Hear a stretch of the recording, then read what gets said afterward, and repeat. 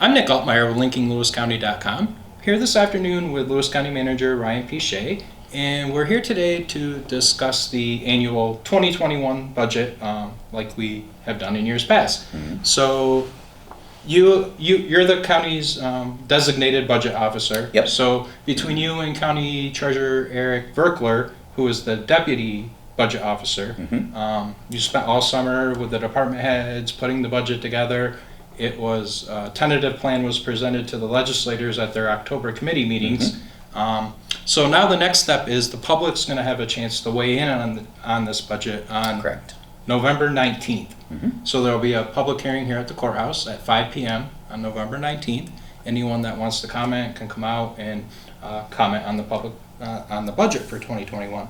So I guess some of the key things that we'll go through are just kind of the overall spending plan, what taxes are looking at like, and that kind of thing. So did you just want to go in a little bit what spending's looking like this year? Sure, absolutely. So 2021 is like looking into a crystal ball right now because we don't know what's going to happen with COVID. We don't know what's going to happen with the economy, and we don't know what's going to happen with the state's finances. As you know, they're facing a $16 billion budget deficit over the next 2 years.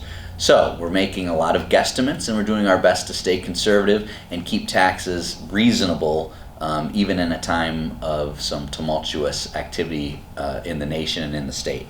Next year, we plan to spend about $50 million. It's actually $50,700,000 exactly. That's up slightly from 2020, about 1.3% increase in total spending. Revenue, however, is the real story. In 2021, sales tax, we're not projecting an increase in sales tax for the first time in many years. You know, typically we can kind of count on a steady march forward with sales tax as the economy grows, but we're not going to count on that. We're going to hold our sales tax revenue without an increase. And then our state revenue, which actually makes up a large portion of the budget, we're going to be planning a reduction in state revenue of 20% across the board. And that's consistent with what we're hearing from Albany. It's consistent with what the state is using for their budget projections going into 2021. So it's reasonable to expect that state revenue for local programs is going to be reduced. And by the way, that's also for school districts as well. So you'll start to hear that from your local towns and villages and your school districts at the same time. So, big picture, what people really want to know is we'll have a slight tax increase of 0.9% of the total levy. That means a $7 increase for someone whose home or property is valued at $100,000. So, last year they would have paid $700. Someone who had a $100,000 property would have paid $749 in county taxes. Next year they'll pay $756 in county taxes. So it is an increase, but it's a slight increase, and the thought process is try to keep the boat steady. Even though the waters around us are rough, we can try to keep things steady and keep our train moving without expanding spending too quickly. Okay. And can you just talk for some people, there's a lot of different levels and in terms that we're using that might not be clear with them. So when we're talking, the property tax levy is the amount that is actually collected from taxpayers. Correct. Okay. And then the way that the tax levy is figured is it's basically a percentage of the taxable value in the county. Correct. Okay. Yep. So you take, what we do is we figure out how much we're going to need to operate, then we figure out how much revenue we expect to get, subtract that, you're going to get a difference. That amount is the levy. That's how much we're going to need from property taxpayers to operate the county budget. In order to calculate the rate, what you do is you take the value of all properties in Lewis County, which actually happens to be about $2.3 billion, and then you divide the levy by that $2.3 billion, and that gives you the rate. And that rate next year is going to be $7.54 per $100,000 of value. Per $1,000 of value, sorry. Okay. Yeah. So one thing for people to understand then is that the value, the amount that's actually being collected from taxpayers is actually going up about 4%. Yep. But the caveat to that is that there's been more added to property value. So we Correct. have more, I think you mentioned 2.3 billion. Last year it was about 2.2 billion. Yeah. So we've actually added about $68 million in change in property value. So even though the tax rate is only going up 0.9%, the amount that is collected from taxpayers is actually going up about 3.9%. Yeah, absolutely fair. One thing that helps us stabilize the tax rate is the growth in property values across the board. We've had a lot of people put on additions. We've had a lot of people build new cottages. Maybe you added a garage. When you do that, your property gains value. So we don't have to necessarily raise taxes in order to raise more money. So that is, part of what helps keep our ship stable. I will say though, with the tax rate, I think tax rate is an important thing because that is really what we can look at and try to control the most. And it's been stable since 2015. In fact, this rate today that we're looking for 2021 is less than what was paid back in 2013. I had that in my notes. So Yeah. we've been very stable in Lewis County. We haven't, gone up really high. We haven't gone down really low. We've just been very stable, middle of the road, and the rate of 750 about where we're at is pretty standard across counties. You'll have some that you'll see a little bit higher, and $8 or $9 per 100,000, and some that are a little lower, 5 or 6. But 7 is pretty much a pretty standard amount. So we're pretty much in line when you look at benchmarking with other counties. And when you talked about some of the complications with putting together a budget this year, some of the uncertainties of the unknowns with the state budget and things like that, it looks like, when we went through the budget that pretty much all services have remained intact, personnel has remained intact, so taxpayers shouldn't expect any change in services or anything like that. Like, Correct. Things should continue at the level that they saw this year. Yes, so part of the challenge for 2021 was maintaining service levels, not cutting programs, while also absorbing revenue losses from the state. So, for example, let's take the highway program. The state CHIPS funding that they send us from gas tax to pave roads and bridges and maintain our infrastructure is going to be cut 20%. It was cut 20% in 2020, and we're planning on having it cut again 20% in 2021. We have supplemented some of those losses in order to make sure that we're continuing to do the necessary work to maintain our infrastructure. So even though our revenue is being pulled back, we're doing our best to try to fill that gap and make sure that the service level in Lewis County is not impacted. Okay. And as far as like personnel changes and things like that, going through the rough copy of the budget, it looked like there was only one, I wouldn't call it a major change, but kind of one addition would be in the codes department, adding Yep. on a new codes. Let me look at my notes to see exactly what it was called. Code enforcement officer. Code enforcement officer, and that's basically kind of the county's recently come to an agreement with the town of Watson and the town of Gregg, I believe, Yes. Yep. to take over code enforcement for the towns. So and some revenue will be generated by doing that. Some. Okay, so basically that was the reason for it. Wasn't that you just created a new position Right. at codes. Right. There's going to be more things for them to do, so another code officer was kind of needed. Yep. So Nick brings up a good point. Personnel is one of the large expenses of any organization, really, but especially the county budget. Personnel expenses drive a lot of cost. We have done a great job of reducing personnel expenses through attrition. So when people retire, we necessarily don't replace that always. We actually are eliminating 2 positions this year through attrition and reorganizing a couple others.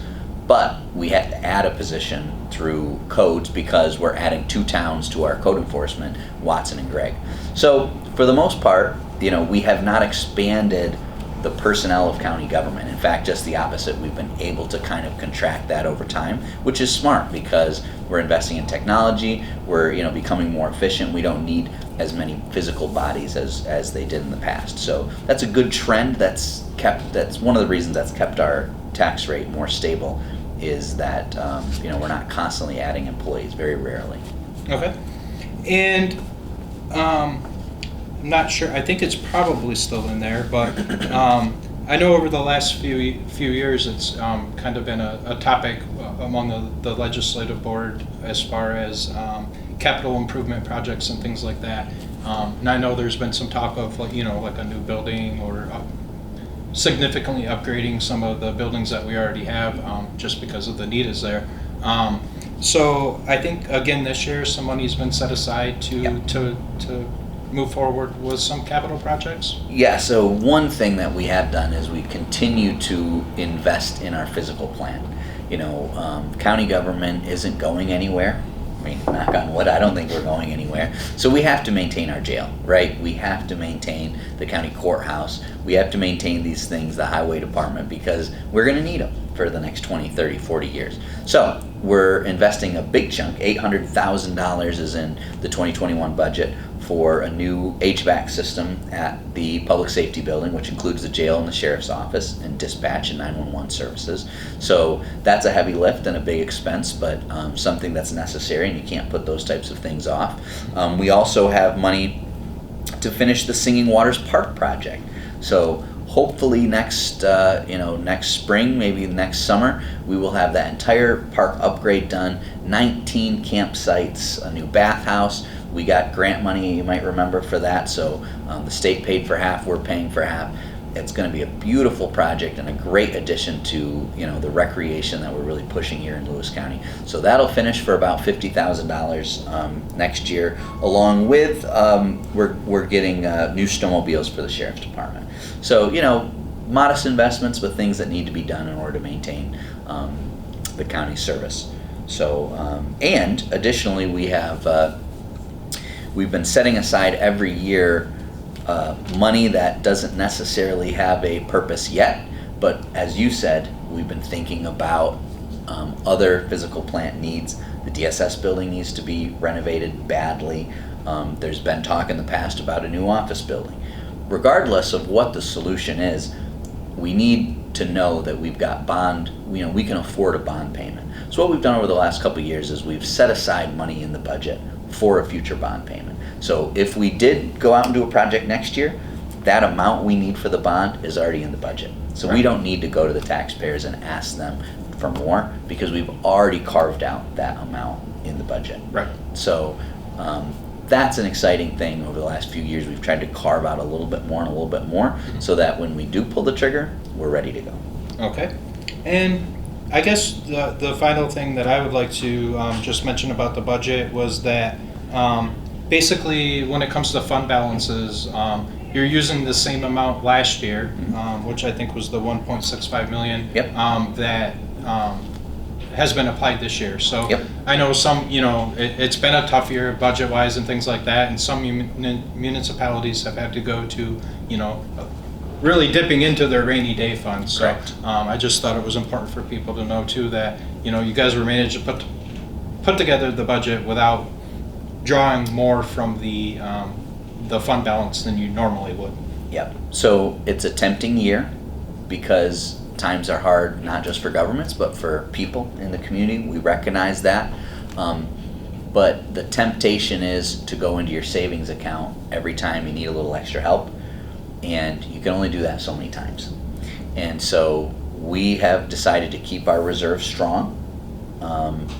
If the state's budget issues worsen, then we might need to dip into that. Right. But we've decided to keep our revenue strong and not draw more from that savings account. So it is a balance, and I think that's something that the legislators will talk about probably Thursday night. Is should we use a little bit more and then lower the taxes for the community? Maybe that's something that they'd like to do. As the spending plan sits right now, we're not planning on using any more of our savings account. Perfect. Okay, so once again for everyone, public hearing on the budget will be on November 19th at 5 p.m. right here at the courthouse in Level. So can you just explain to people what the process with it after the public hearing is held? Can the budget be adopted that night, or is there? After the public hearing, the budget can be adopted any time between the hearing and December 20th. Okay. Likely, the board has now had this draft budget for a few weeks. So any changes that they wanted to make, they've discussed amongst themselves. The community, it's been on our website for a couple of weeks now as well. So if there isn't a lot of strong opinions and strong feedback, then they very well could, the board could adopt the budget on Thursday night. Okay. So, but they can also amend the budget on Thursday night. So, anything can happen. Correct. But that's the process, is that after the public hearing is held on November 19th, the board is free to move forward with Correct. amending the budget, adopting it as is, and then that has to be done by December 20th, you said? Well, they have to formally adopt it by the 20th, or the tentative budget just becomes the budget. Gotcha. So, Okay. Well, thanks for your time today, Ryan. Did you have anything else you wanted to add about the budget? yes, I cannot let an interview about the budget go by without talking about state mandates. Oh, yes. When you get your bill in the mail from the county, you have to recognize that 70% of what you're paying on your property taxes are programs that were designed by the state and mandated by the state for local governments to perform. We're talking about things like Medicaid, we're talking about pre-kindergarten services, we're talking about foster care, and these are great programs, they're good for the community, but recognize that those are things that are not within the county government's control. So when you get your bill, 70% of it really should stay, this is your state property tax, not your local property tax. So, but I can't miss an opportunity to plug that. No, that was on my list to bring up the portions that were state mandated, and I skipped right by that. My apologies. Me too. All It's right. all good. All right. Well, thanks, Ryan. We You appreciate bet. your time today, and anyone that wants to join the budget hearing on November 19th, it's right here at the courthouse in Louisville. Thanks.